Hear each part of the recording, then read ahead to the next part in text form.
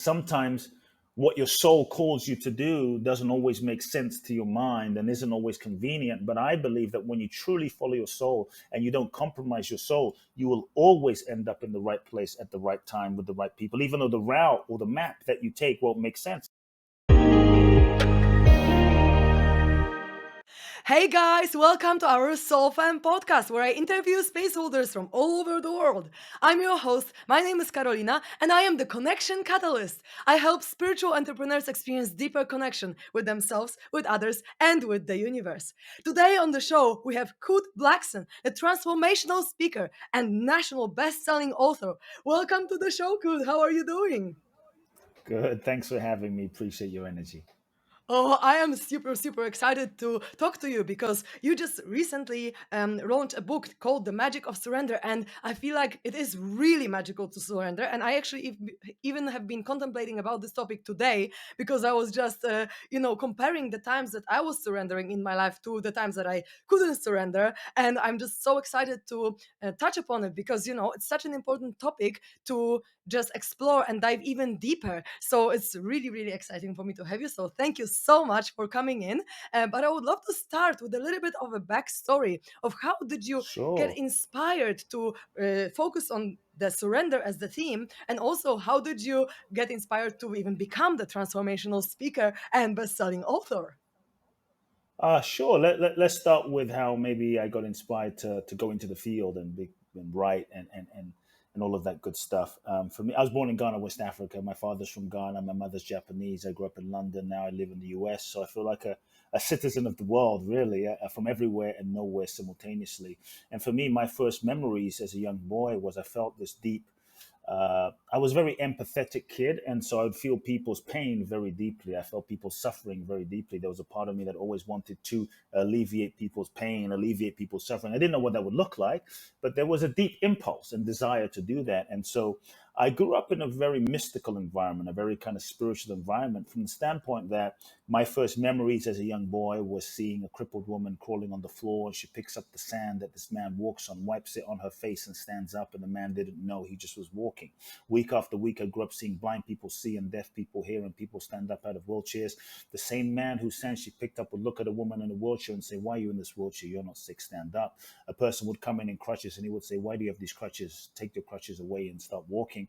A blind would come and he would put his hands on them and he would say, "Open your eyes," and they would see. And so week after week, I grew up with this sort of kind of extraordinary experiences. But for me, as a young boy, I didn't think it was that extraordinary. It just seemed very ordinary to me. I didn't know anything different. I think that was part of the beauty, because as a kid, because it seemed ordinary in my everyday experience, I grew up with no sense of like limitation. And so this man was my father. My father built 300 Wow. churches in Ghana, West Africa, hundreds of thousands of followers, built a huge church in London, England, in South London, with about 3 to 4,000 people every Sunday. He was considered the miracle man of Africa.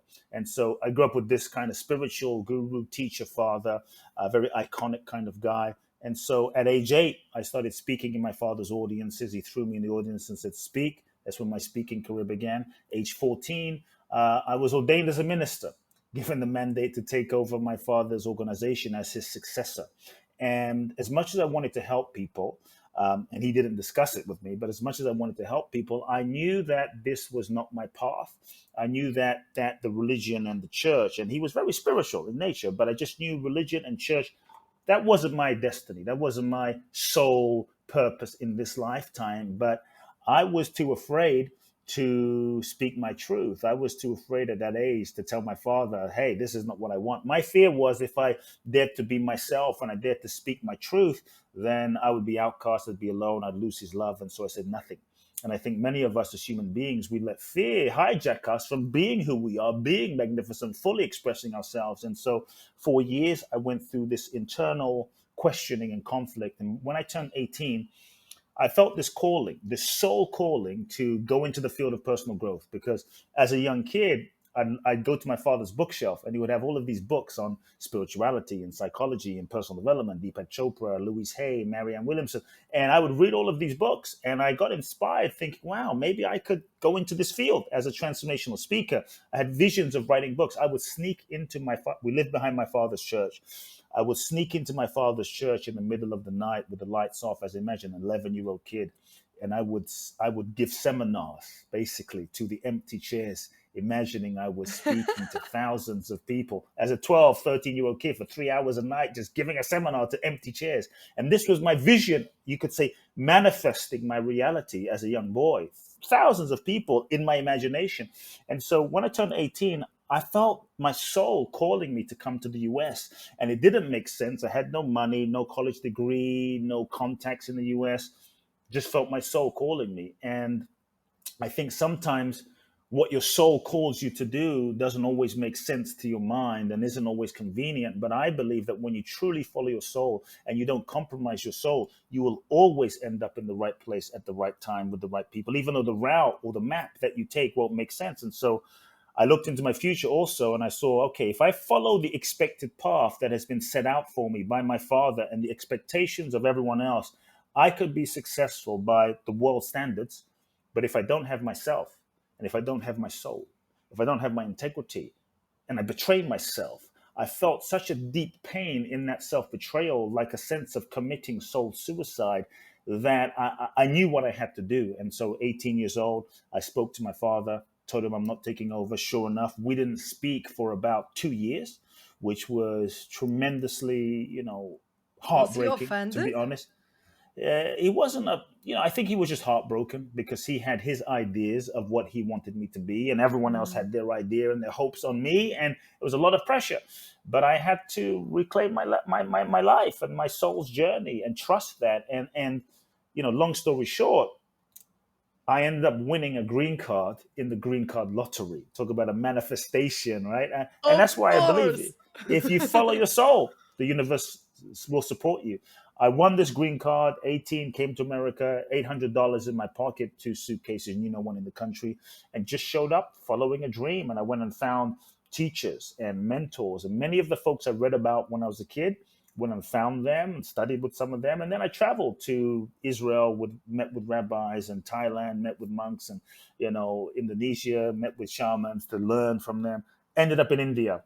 And when I got to India is when I was there for a few months the first time. I really had some transformational awakening experiences that really connected me with a deeper reality of my own nature. And it was out of that journey that I felt such a freedom, and I wanted to come back to America. This was 19, 20 years ago. I wanted to come back to America and help people. And people were like, "Cool, you seem so happy." And I didn't have a penny to show for it. I didn't have anything, nothing. I was sleeping on my friends' couches, but I felt so free that I wanted everyone to feel the kind of freedom that I felt that wasn't dependent on external things. And one person came and their life transformed. Another person came. Then I began to create my own methodology of working with people. And I realized what I do is I don't coach people, I uncoach people, I unteach people, I uncondition people from the patterns of conditioning that we all develop from childhood. And I help people unravel those layers, connect with their own authentic nature, and live that freely and fully in the world. And so that's the journey. And one person, 5 people, 100 people, 1,000 people, and it just began expanding from there.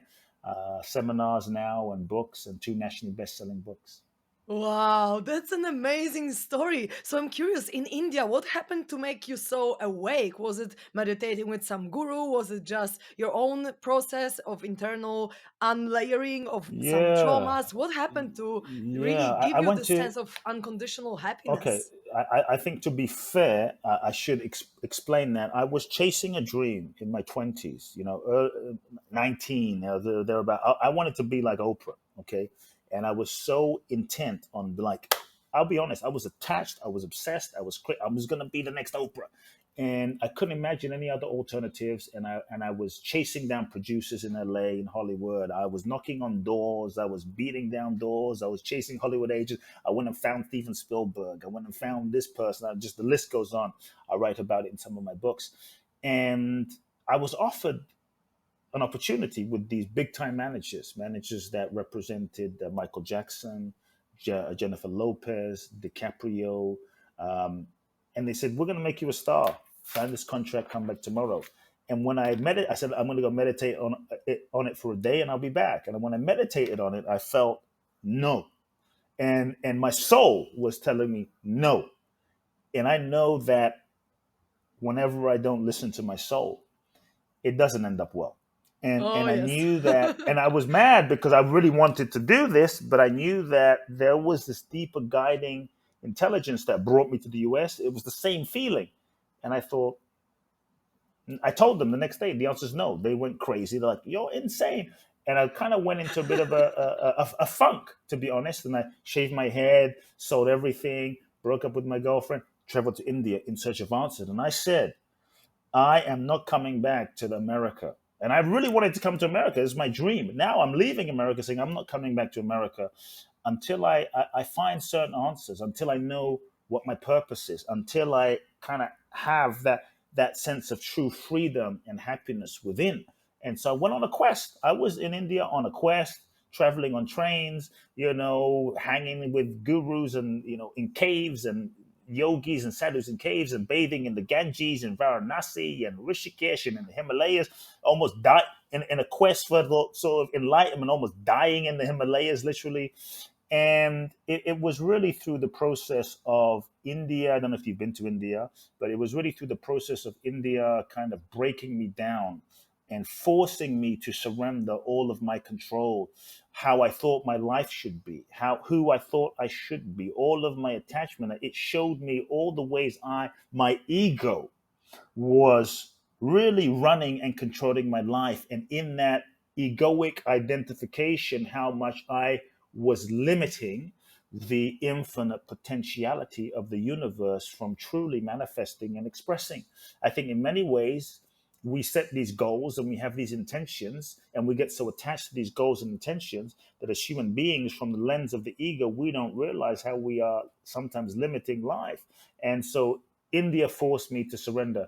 I had certain experiences in the Ganges. I mean, we could talk about these if you want, but I had certain experiences in the Ganges where I was just blown wide open into the nature of sort of reality and the oneness of all of existence that really altered my perception of reality, not because I read about it, but because I experienced like we are truly all one on such a deep level in my being that it transformed everything. It really transformed everything for me. And I felt such a sense of love, like the reality that in that oneness, love is the recognition of the shared oneness of what we are. And life changed, life changed. And I saw all the ways that I was chasing happiness in the world through success, chasing happiness in the world through achievement, chasing happiness in the world through ambition. Nothing wrong with these things. But where I was coming from was a sense of seeking and feeling if I can achieve that thing and attain that thing, then I'm going to be worthy, validated, happy, enough, etc. And that just dropped away, and I just started seeing the illusion of that. And when I just felt what I am, just whole, perfect, complete, just pure spark of divine intelligence, then like, what am I seeking? Like, I am what I'm seeking. And so there was such a peace, real peace in that knowing. And life changed, life really changed for me when I came back. And I'm not saying it was easy coming back to the West, because I didn't feel I had anything to prove anymore. And so often we don't realize as human beings, our motivation is often driven from our inadequacies. Our motive unconsciously, our motivation is driven by our inadequacies, our fears, our insecurities, our unworthiness, our unmet needs from childhood, that we're not aware that, oh, if I can just achieve that thing, if I can help those amount of people, if I can get that body, if I can be famous, the list goes on, then I'm going to be enough. And sometimes it's even hidden inside of, I want to help people.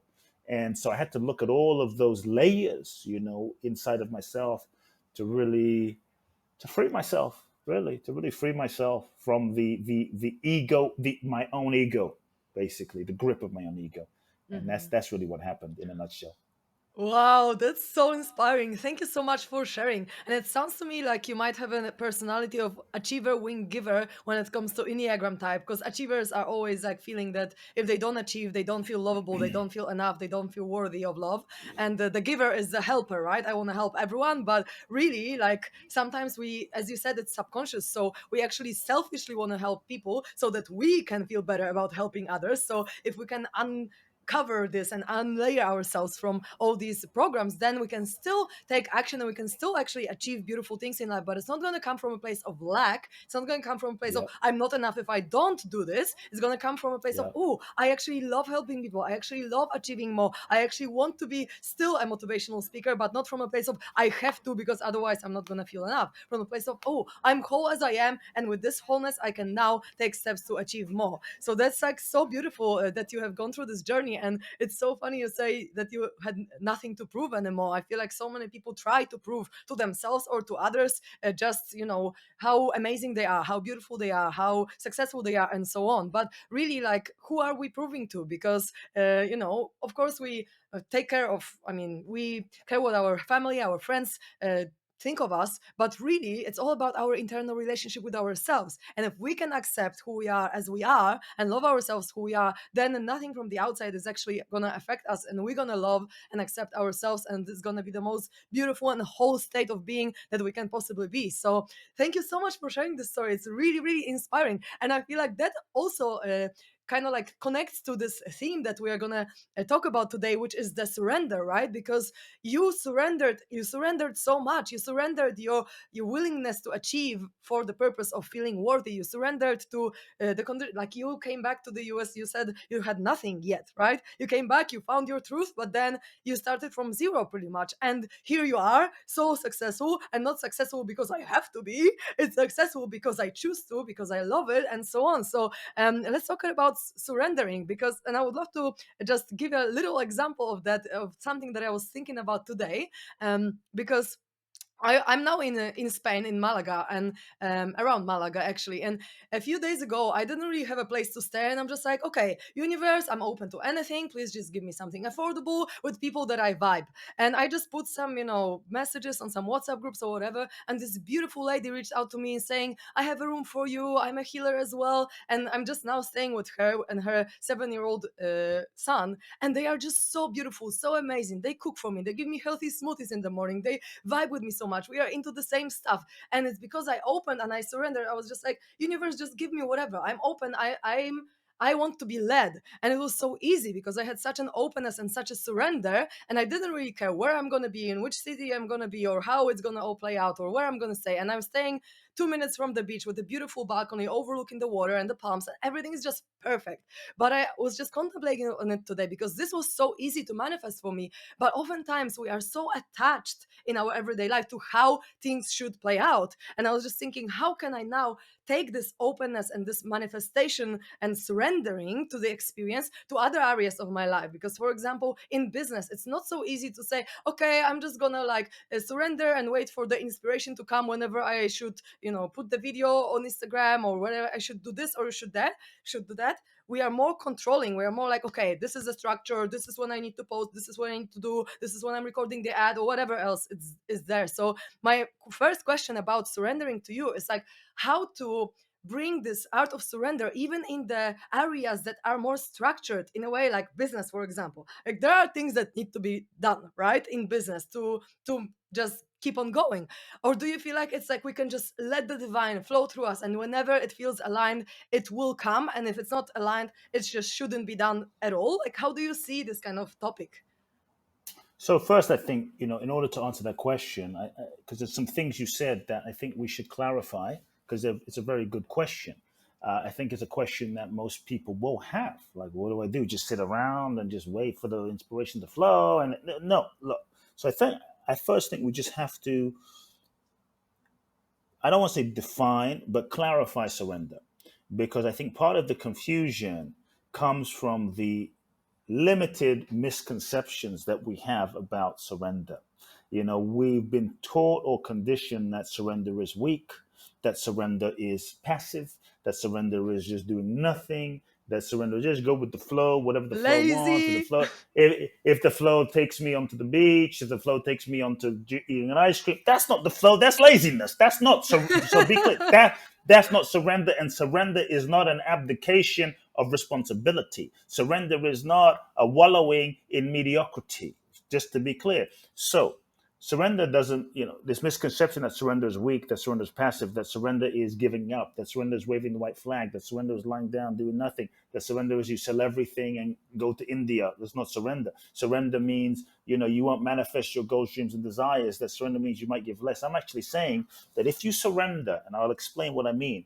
If you surrender, what if you didn't get less as you experienced? What if you actually got more than you could have planned? What if you got more than you could have planned and imagined and manifested with your own mind, personality, egoic capacity?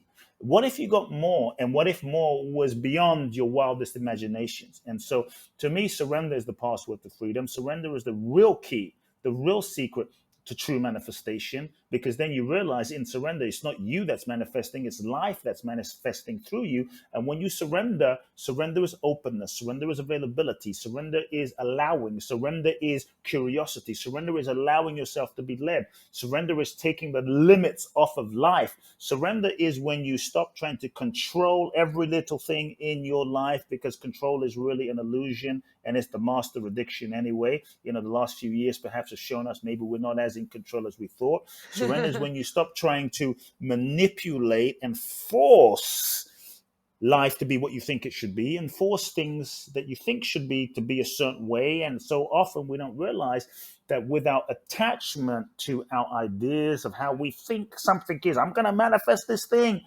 that we're so attached that we are actually limiting the infinite intelligence of life from unfolding, because we go to life with this intention of, I'm going to manifest this peanut. And from the level of our ego, we think this peanut is amazing. We think this peanut is incredible. We don't realize, and we're not able to see, that the universe is trying to give us a freaking infinite buffet. But no, it's got to be this peanut. Oh, it's got to be this one person who's going to be my soulmate. I'm going to make this, and we're limiting life.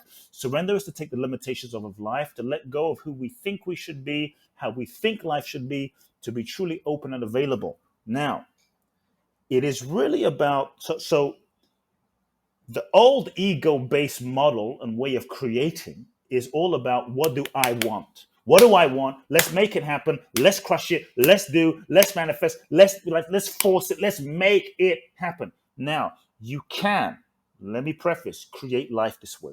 Lots of people do create life this way. The challenge is there are often limitations to creating life this way. You can manifest a good life, but not truly a great life. Nelson Mandela was an example of this. He surrendered himself. That took him somewhere he didn't expect, 26 years in prison. Should he have not spent 26 years in prison? I don't want anyone to spend 26 years in prison, but what if he didn't spend 26 years in prison? Perhaps it was that 26 years in prison that prepared the collective consciousness and the culture of humanity to be ready for him. Perhaps it was that 26 years in prison that he had to marinate and meditate and deepen his consciousness, develop his mental, emotional, psychological abilities, so that he could develop the soul force to be ready to be able to move people, so that even when he's no longer in a physical body incarnation, he's still inspiring people. Should he have not spent 26 years in prison? So for me, the old question that we've been taught to ask by self-help and a lot of the books is, what do I want? What do you want? What do you want? Get clear. What do you want? It's cool. But we don't ask the question, who is this I? Often when you create from the limited I, the I in and of itself is conditioned, and we are now limited to our past conditioning, consciousness, and programming. And many times it's good, but it's going to be limited. Because from the perspective of the ego and creating from the ego, we're not able to see the infinite possibilities of life, the infinite magic of life. The real question in surrender is a slightly different question.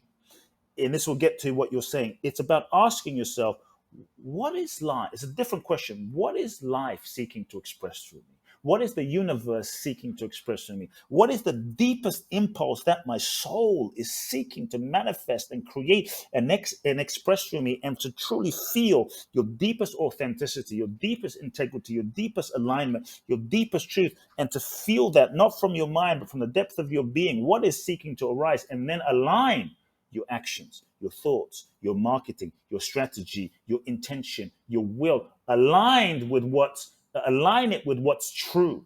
Then you go into action. But now your action isn't forcing something to be that isn't. Your action is riding the wave and the flow of where life is leading you and where life is guiding you. So now you're in alignment. And so you give 100%. When you catch that wave, many of us, there's no wave. We're in the ocean. There's no wave, and we're trying to go. We're trying to make a wave when there's no wave. There's no wave, but we're trying to surf a wave and there's nothing there. That's not surrender. And so surrender is when the wave is there. You don't just sit there and say, "Well, the wave's going to carry me." No, when the wave is there, then you jump on your surfboard and you give 100%. And it might mean you work harder than you've ever worked in your entire life. Gandhi wasn't lazy. Mother Teresa wasn't lazy. Jesus wasn't lazy. Bruce Lee wasn't lazy. Muhammad Ali wasn't lazy. Mandela wasn't lazy. They worked. They worked nonstop because they surrendered themselves to a mission that was bigger than themselves. So it might mean you work, but your work is now in alignment with a bigger vision, a bigger intention. So maybe your personality doesn't feel like uploading those videos. Maybe your ego personality is tired. But your mission, that mission that you've surrendered to, is so bigger than you that's what inspires you. And sometimes you just do what you know you need to do because you have a commitment bigger than your small self. So surrender is not passive. Surrender is not taking action. It requires a surrender to the vision that's bigger than you and allowing that to move through you. And so there's a deeper commitment. And so it's surrendering beyond your feelings, beyond your moods, to your soul.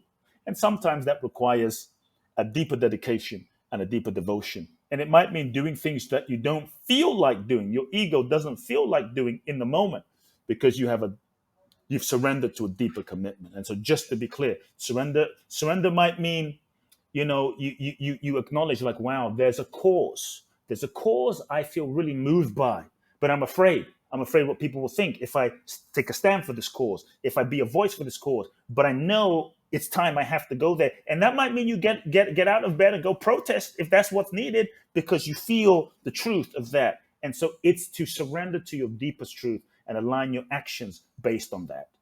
Wow, thank you so much for sharing all that. I feel super aligned with everything that you said, but I feel like for some people it might be actually hard to hear the voice of the soul or of source or the Okay. universe, whatever you Oh, want to say, because you need to attune to this voice first in order to be able to hear it and to know what your soul's desire and not what your ego's desire is. So, first of all, how to differentiate between these desires and how to really attune to make sure that it's your intuition, it's your soul, it's the universe okay. guiding you and not your small self. Okay. So usually there's a few things also. Usually the intuition is what arises from the unconditioned dimension of your being, the unconditioned part of you, often not from your mind. And usually it doesn't always make sense to your mind. And many times it won't be a loud siren bell like, do this, go hit. Sometimes it will be just such a gentle, right? A gentle, like, what about maybe, call Carolina. Call Carolina. Why call Carolina? Just like, Carolina will pop into my mind. I don't know why. Then the mind starts going, but why? So we have to give up the need to constantly know. And the moment I feel Carolina, maybe I pick up the phone and, hey, Carolina, how you doing? Kurt, I've just been thinking about you. I want to just offer you that, my apartment in Malaga so you can stay. Oh my God. And so we're constantly trying to figure everything out. Trying to figure everything out is just another form of control of the ego. And the ego, which is our perceived sense of self, which we can talk about if we need, but the ego's job is to reinforce its existence, to control everything, to prevent us from getting hurt again like we were hurt as a child, right? It's a defense mechanism that we identify ourselves to. And so often your intuition will be very gentle, very subtle, and it will often feel different than an incredible emotion. It will often feel very subtle and very gentle because it's not arising from your logic or your identity or what you've known. It's arising from a deeper dimension. And so one thing I would say that will help is create space and time to be still and listen. We are often so busy running around, busy, social media busy, that we don't really just create the space and stillness to listen. And if we don't create the stillness to listen and we're trying to figure everything out up here, we won't tap into that deeper dimension of knowing. I will say there is a part of every single one of us that knows everything. Because if we're honest, at the deepest level, we are everything. How many times have maybe folks listening in, you've been in a relationship and you're like, is it going to work? I'm not sure. Back and forth, back and forth. The moment you broke up with that person, shit, I knew that wasn't going to work. We knew, we had a knowing, but sometimes it can be scary to acknowledge our knowing because we're afraid of the consequences of what will happen. For me, as a young boy, I was afraid if I acknowledged my knowing, I would have to leave my father's church, and I was afraid of what would happen. And so here's another thing that we can practice. We can, I'm going to give people a specific practice that I think would really help. One of the things that stops us from being free, one of the things that stops us from being fulfilled and transformed and alive and vibrant and happy, following our intuition, are all the ways that we lie to ourselves as human beings because of our conditioning from childhood. In so many ways, we lie to ourselves about who we are and what's true and what we really want to keep ourselves safe, to avoid pain and to get love, to avoid pain and to get love. No, I don't feel it. We stay in relationships that we know aren't quite right. Because we're afraid of hurting people, because we're afraid of being alone. I mean, just fill in the list. We work jobs that we know might be compromising our integrity for security, whilst we feel the pain of how we're not living in alignment with our true soul's purpose. Deep down, we know there is no transformation without truth. To me, truth, the willingness to tell yourself the truth is the place to begin. There is no transformation without truth, and truth is real spiritual practice. Truth is real meditation. Truth is real yoga. Truth is real prayer. Truth, real spirituality. If truth is real therapy, like truth is the foundation. And so the first question I would invite every person to just begin asking themselves, you don't know where to start, sit quietly, remove distractions, start asking yourself, sounds like a simple question. What lies am I telling myself? What lies am I telling myself? And if we're honest, deep down, we usually know. If we're honest, someone puts a gun to our head, someone puts a gun to our child's head, we have a sense. We're just afraid. So what lies am I telling myself? And the more radically honest we can be, the more our life will transform. To me, it's simple. Feel the truth, acknowledge the truth, speak the truth, tell the truth, live the truth. End of story. So many of our problems will just clear out and disappear, and the space will be clear, and people that aren't aligned will drop away, and new energy, new manifestation will happen. But we're often afraid. And so I tell people, take the pressure off of yourself of having to take any action. Sometimes we're afraid to tell ourselves the truth because it's like, oh shit, I'm afraid that I'm going to have to take action. I'm going to have to get a divorce. I'm going to have to leave my job. And that can be so scary to us that we play this game of confusion. I'm confused, Karolina. I don't know what my purpose is. I don't know what I'm supposed to do in life. When deep down, we have a sense. But there's a fear of, if I really acknowledge my knowing of my purpose, then I might have to do something about it. But if I'm confused, then I can always stay in the comfort zone and the safety of not having to do something, and I can protect myself and always have that future fantasy of that potential purpose that I'm pretending I don't really know. And so what lies am I? So when you take the pressure off of yourself from having to take action, you can just free yourself. I don't have to take action, but let me just start with telling the truth. I'm no longer in love with this person. Just feel it. Don't have to leave. Don't have to divorce. Just breathe that in. Feel that in your body. And just let the gentle process of the truth marinate. I hate my job. Stop saying that you're grateful for it, that you like it. I hate it. Feel it. And just feel the pain of that, right? Feel it. Let that burn. What lies am I telling myself? What am I pretending to not know? But here's the thing. You must want the truth more than you want what you have. You must want the truth more than you want what you want. Because freedom isn't free. Freedom requires that you let go of what is no longer a vibrational match, what is no longer aligned. The next level of your life requires the next level of you. The next level of you requires that you release and let go what's not aligned, that old relationship, that old job, that old accommodation, that old whatever it is. But often as creatures of habit and comfort, we hold on to what we know out of familiarity, out of safety, but we don't realize that holding on to what's not aligned blocks our blessing, blocks our manifestation. You can do the greatest mantra, the greatest affirmation, the greatest what have you, but if you're holding on to the old shit, it doesn't work. We're blocking our blessing. And so truth is a place to start. What lies am I telling myself? What am I pretending to not know? And lastly, what is the cost of the lie? What is the cost of the lie? When we lie to ourselves, it's painful. It's meant to be painful. It's not meant to feel good when you lie to yourself. And so the fact that we feel pain, I think, is a sign that we're healthy. You lie to yourself, it's painful.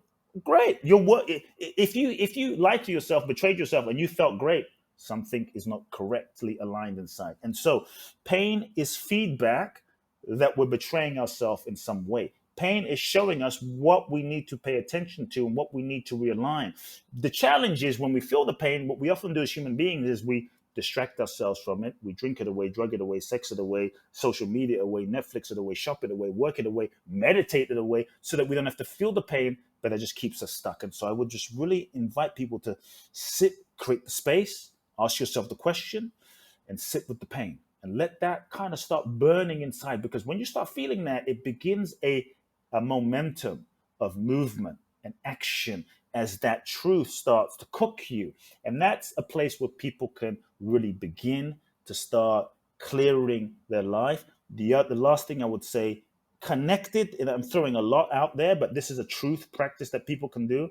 But this is why I think it's so important to do the mental, emotional, spiritual, therapeutic, psychological work.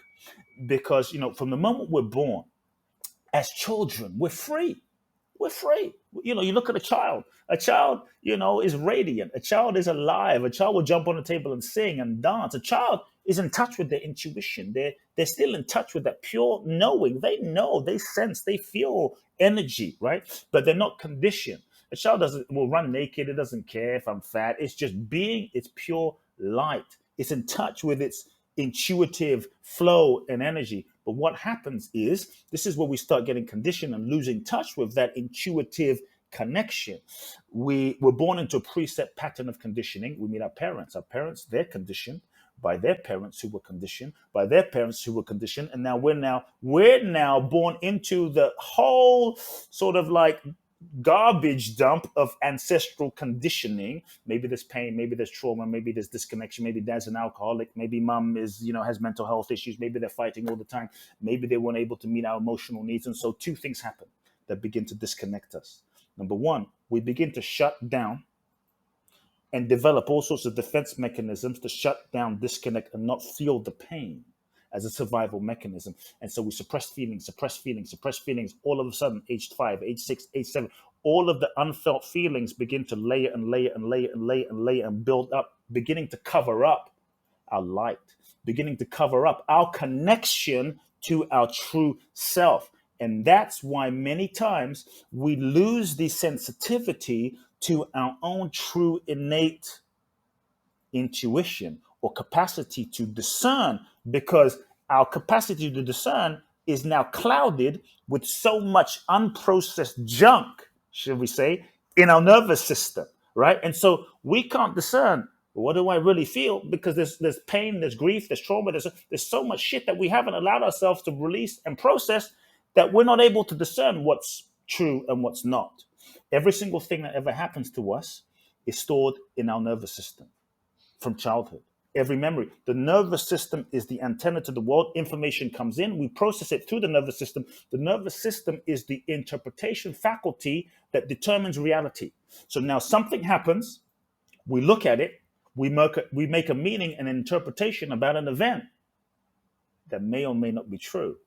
But we're only able to discern and make a meaning about that based on the state of our nervous system. And so if we have a bunch of unprocessed pain, hurt, trauma, feelings from childhood that's clouding our nervous system, the meaning we're going to make about the event, the interpretation we're going to make, the sense of feeling of what we think is intuition may not be intuition. It might be our emotional aspects that's clouded that we're misinterpreting. And so one thing that we can do to clarify Our access to our intuition is to do the mental emotional work to clear the layers of energy, clear the layers of emotion, so that that connection that's always there can just become present again. Hopefully that makes sense.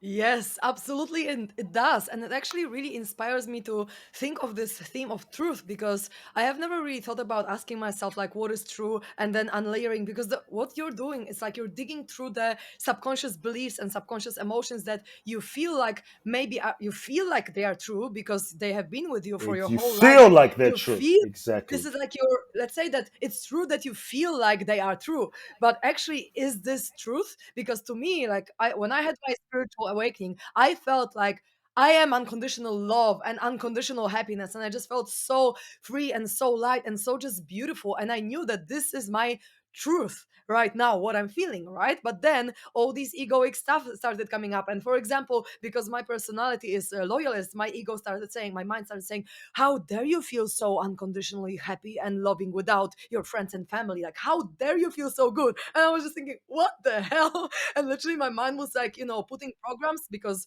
for the loyalist Enneagram personality, like friends and family are on the top of the priorities, even, above me or whatever. And I remember this moment, I was like, wow, I'm feeling so good. My mind still tries to keep me safe by bringing me back, like, how dare you feel like this, right? Without anything, without any conditions, any people, any situations, any achievements, anything like that. So I have never really thought about asking myself, like, what is the truth? Because I feel like people sometimes have a misconception of what the truth is. Because the truth, in this sense that we are talking, is like it's the reality of who we are. It's our essence. It's our soul. It's our Essence. Yes. oneness, right? It's Yes. what we inherently are. But we think that, okay, it's true that I'm feeling not enough when someone doesn't call me, or it's true that I'm feeling this And and we but think and we think that's true about I'm not enough. It's true. What and then someone will say, you lost someone. Well, is that true? And they'll be like, yeah, it's true. Why is it true? Because he didn't call me, so it's proof. That's true. And and it's not true. It's just how we feel, and based on our interpretation. So we have to learn to question our feeling, so that we can start discerning fact from fiction. We've got to ask ourselves, is this fact? And you'll start seeing that much of what we think and much of what we feel isn't fact, that we are not our thoughts, we're not our feelings. And there's a difference between fact is this is a phone, fact is not I am not enough. That's just an interpretation of reality that we learn to make at a very young age to try to make sense of an experience that we're now holding on to, that we have to question. We have to have the courage to question ourselves. But it seems hard because because we hold on to that ego. The ego's job is to reinforce its existence and keep us safe, right? And so, but questioning ourselves is what we have to do. Is it fact? Is it fiction? It's not fact. No, it's not fact. And then what? Shit, what if I am lovable? It's a whole nother thing. wow, a whole new reality opens up to me. But obviously, as children, we don't have this filter of intellect because our intellect develops only when we Yes. are around 7 years old. So we are not able to process, okay, Yes. mom and dad are fighting not because of me, it's because the dad came home drunk or Exactly. whatever. We just take everything Exactly. as a sponge and we are blaming ourselves. And, oh, maybe they are fighting because I'm not enough, because I did something wrong I'm or not whatever enough. else, Yeah. right? So then if we, Yeah. as you say, question it, it's like, okay, is it actually true? And it's about the meaning that we give to the situations, to the conditions of Exactly. our life. The meaning is the thing that we should also, I feel like, put some attention to, because it doesn't mean That's the anything key. if someone doesn't call you. It doesn't mean anything if, I don't know, if something doesn't work for you. It doesn't mean anything. Or it could That's mean the something key. amazing, right? If someone triggers the shit out of you, it might mean it's because the universe wants you to heal, rather than, oh, the universe wants me to suffer because now I'm sad. It's like it's the meaning that you put behind whatever happens That's the is key. such a That big we have theme. we have to question the meaning. And here's a question that people can ask, like, oh, it happened because of this. So ask yourself, could it mean anything else? Could that event have meant anything else? That's something we can ask. No, it meant I'm not enough. Well, could it have meant anything? Well, for instance, I had a client who her whole thing was I'm unworthy and I'm unlovable. Why? Because my mother left me and my dad and my siblings and my sister when we were 8 years old. And so that means I wasn't enough, because if I was enough, she wouldn't have left. Proof. I'm not enough. And now she unconsciously has sought to manifest relationships with men and situations in her life that can validate the meaning she's made and the belief she's made about herself. I'm not enough. I'm not lovable. And so I asked her, your mom leaving? Yeah. Could it have meant something else? And that's a key question. Could it mean something else? Well, no. No, of course. Could it mean? It could mean that mom was crazy. It could mean mom loved you so much that she knew she would have messed you up. And because she loved you so much, she decided to leave. It could have meant so many different things, but we don't question the meaning. And so it's so true. We have to be willing to question the meanings we made up. And when we question the meanings, we begin to change our reality. Yeah, absolutely. Thank you so much for sharing all that. And I can really relate to that because for me as well, my dad left when I was like 2 years old. And I feel like, oh, yeah, I get it. It was actually after only doing the deep trauma work, shadow work, unlayering all these things. I'm just like serving the highest purpose of my life that I can now be, call myself a connection catalyst because I was disconnected so much. So the trauma was actually my way of finding my purpose, finding my mission here to connect people and to really care about love and connection. So there is a hidden gem in all our traumatic events that if we find it, we can really appreciate it and love everything that has happened to us rather than just being like, oh no, this has made me just so feel so shit and so sad and so traumatized. We can really feel like, okay, the universe loves me. That's why my soul chose this path to be abandoned, to be disconnected, to be in this, I don't know, traumatic experiences. So it's actually really beautiful, but you need to really do some work to discover this hidden gem behind what happened, I guess. That's what I found anyway. All right, so I would love to actually come back for a little bit more to the topic of surrender and the magic of surrender because I'm curious to know because you work with people, you've probably spoken to a lot of people. What do you feel are the biggest blocks that people encounter when they try to surrender? I think it's ego, and what I shared is the nature of ego because we get conditioned in this pattern of ego in order to avoid pain and not feel. Then we hold tightly to that way of protecting ourselves as a way to never feel that pain again. And now, what works for us when we were 5, now we've gotten into the shape at age 5. Like, oh, if I do this, if I don't feel my feelings, if I disconnect, if I don't care, if I shut down, and we develop all these walls, then I never have to feel this pain again. Now we go through our entire life in this position of never feeling this pain again, right? So now we're controlling reality as a way to keep ourselves safe. Then we learn a way of being in the world to get love, validation, and approval. We develop a role, a persona, a mask to get love, validation, and approval, and the sense of who do I need to be in order to be loved. And as a result, we hold tightly to this way of being again. We become nice, we become kind, we become over responsible, we become the caretaker, all of these things that we think will get us love, validation, approval, self-worth.